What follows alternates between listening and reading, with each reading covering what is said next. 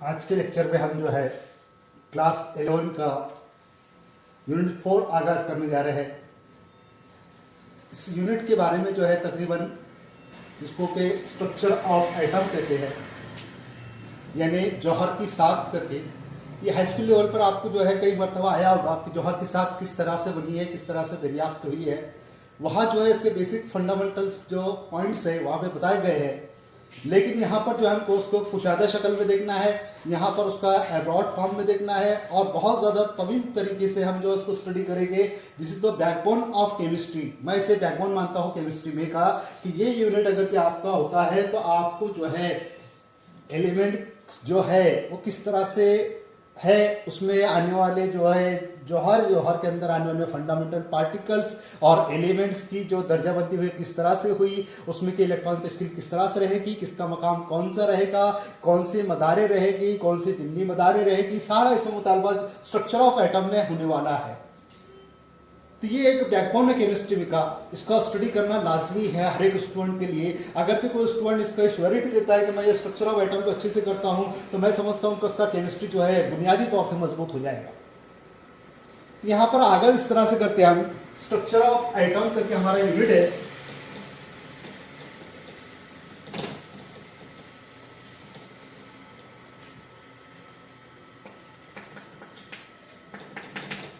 Structure of atom. तो सबसे पहले जौहर जो है इसकी बुनियादी मालूमात आप लोगों को हाई स्कूल लेवल पे हुई है कि कदीम ज़माने में इसका मुतालबा ऐसा होता था कि भाई कायनात में जो है ये जो कायनात बनी है ये 5 बुनियादी जो है एलिमेंट्स है इससे मिलकर बनी है।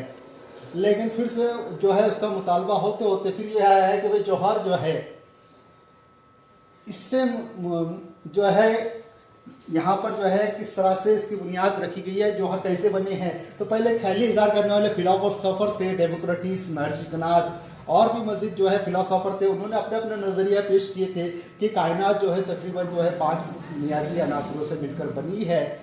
तो यहाँ पर जो है सबसे पहली मरतबा जो है साइंसी नज़रिया जो है 18वीं सदी में जो है वहाँ पर जो है जॉन डाल्टन करके साइंसदान ने दिया था। जो जॉन डाल्टन जो है हमको मुतालबा करता है जौहर के बारे में, उसका कहना है 18वीं सदी में उसने कहा था कि atom is rigid spherical shape. जौहर जो है एक ठोस भरा हुआ गोला है। जॉन डाल्टन ने क्या कहा था, एटम सबसे पहला जो है जॉन डाल्टन तकरीबन 18वीं सदी के अंदर जो है जॉन डाल्टन करके साइंसदान ने जो है क्या कहा था कि जौहर एक ठोस भरा हुआ गोल स्फेरिकल गोला है इस तरह।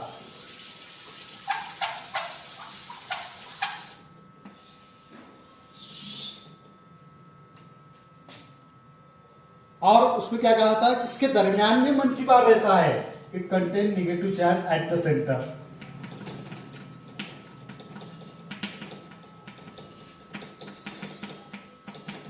इसके दरमियान में मनफी बार मौजूद रहता है।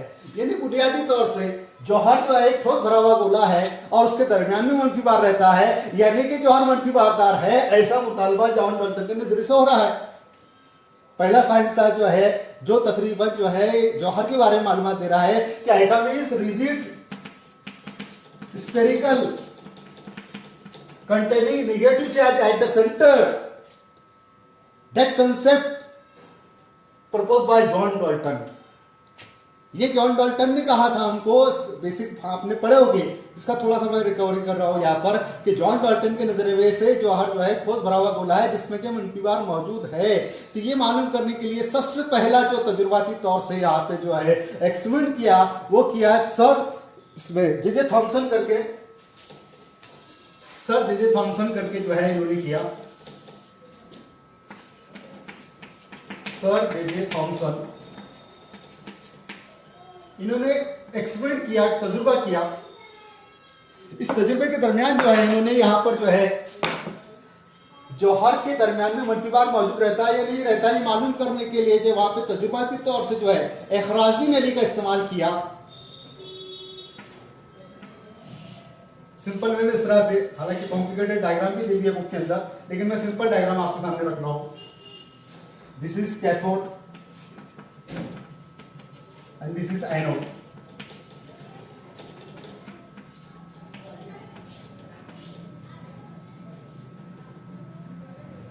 डिस्चार्ज ट्यूब, इसको एकराजी नली कहते हैं। इस एकराजी नली से जो है यहां पर जो है इसने जब शुआओं को दाखिल करा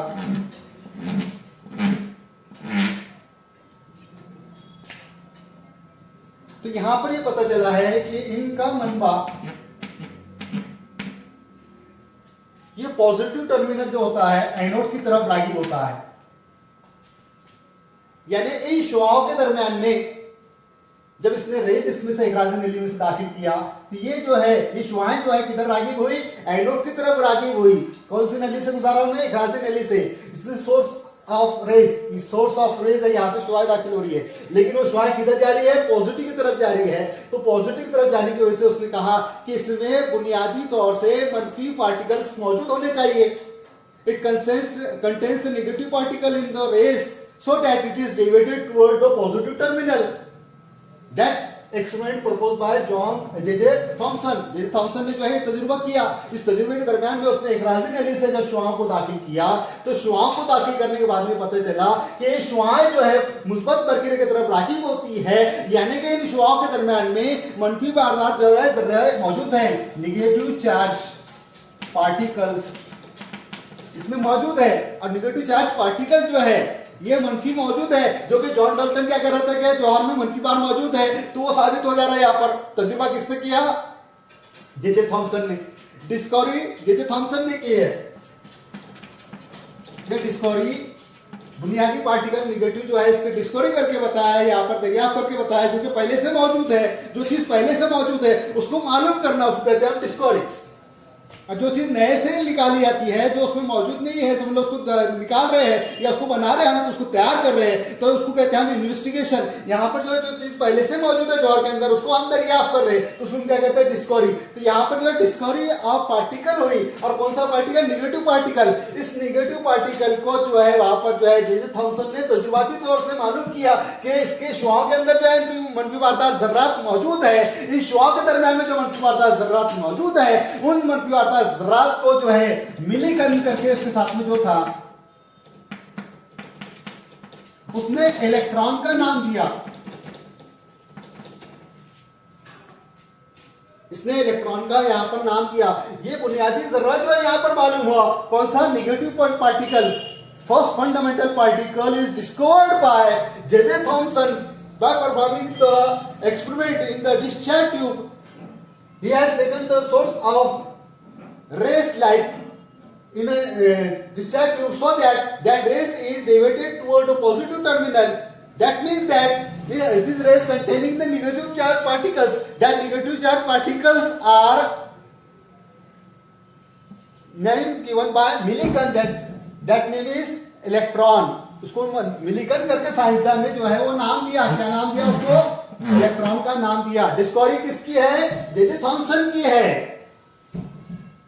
पहला जो नजरिया पेश किया गया जौहर के बारे में, जौहर खोल करा हुआ है, उसमें मंफी बार मौजूद है, उस मंफी बार को दरियाफ्त करने वाला जे.जे. थॉमसन है, और उसको नाम देने वाला कौन है, मिलीकन है। तो इलेक्ट्रॉन पहला बुनियादी जर्रा जो है हमको मालूम हो गया। इस बुनियादी जर्रे को नाम जो है इलेक्ट्रॉन का दिया गया, जिस पर कौन सा चार्ज रहता है, निगेटिव चार्ज रहता है।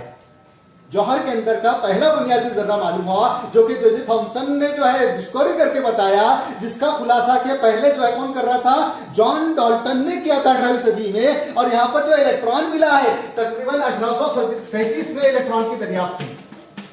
In 1837, that negative charge particle is discovered by J.J. Thomson, and that particle name given by Millikan, which is the name, that is electron. इसको कौन सा नाम दिया गया, इलेक्ट्रॉन का नाम दिया गया। किसने नाम दिया, मिलीकन ने। डिस्कवर किसने किया, जे.जे. थॉमसन ने। खुलासा किसने किया था, जॉन डाल्टन ने किया था। ये डिस्कवरी यहाँ पर जो है पहला बुनियादी जर्रा यहाँ पर हमको मालूम है कि जौहर में एक बुनियादी जर्रा है जो कि मंफी बार मौजूद है, और उस मंफी बार जर्रे को क्या नाम दिया गया, इलेक्ट्रॉन का नाम दिया गया यहाँ पर। तो पहला बुनियादी जर्रा यहाँ पर हमको मालूम है जौहर में। अब दूसरा बुनियादी जर्रा मालूम करने के लिए यहां पर जो है सबसे पहले, अब ये जो है बुनियादी जर्रा मिला, इसका मतलब क्या है, जौहर मंफी बार है। जौहर मंफी बार है, तो जब इसको जो है बर्की मैदान में ले जाया गया शुआओं को। बर्की मैदान इस तरह से positive positive, negative negative, that is the electric field कहते हैं इसको। इलेक्ट्रिक फील्ड में यानी बर्की मैदान में जो शुआओं को ले जाया गया, तो शुआएं जो है वो सीधी चली गई है।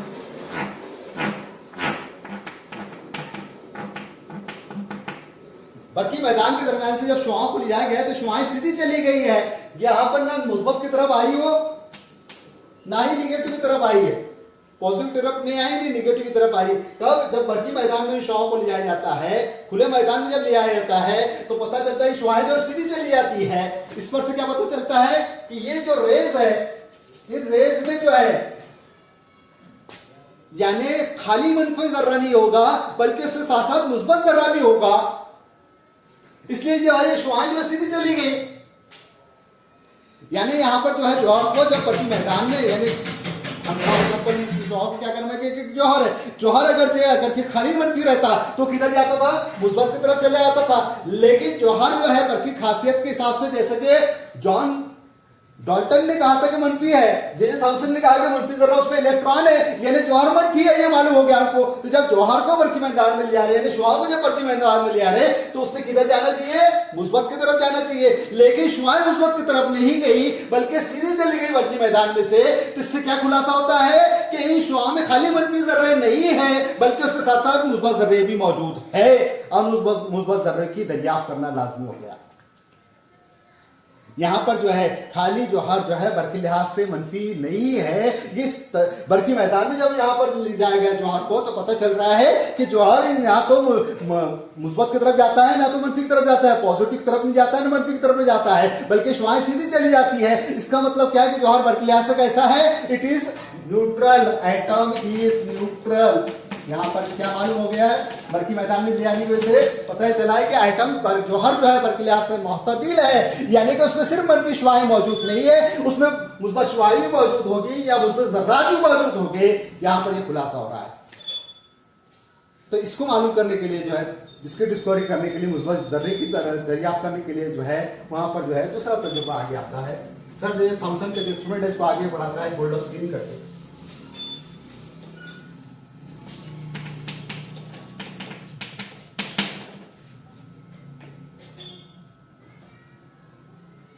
यहां पर जो है शुआ के साथ जो हाइड्रोजन गैस को दाखिल करता है और दरमियान में इसको परपोर्ट करता है, इसको रोकता है।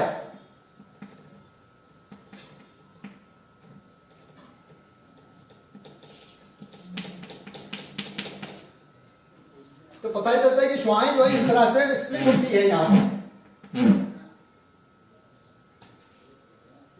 और इसमें से मुस्बत जर्रे जो है बाहर निकल यानी इस तरफ मुस्बत जर्रों का निकास होता है, दैट इज पॉजिटिव पार्टिकल्स।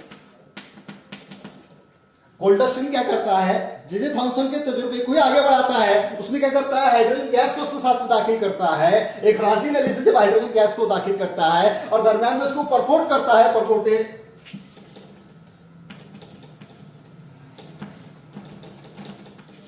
दरमियान में जब उसको रोकता है तो पता चलता है कि ये जो शुआएं हैं इनमें से मुस्बत आयन या मुस्बत पार्टिकल बाहर निकलते हैं।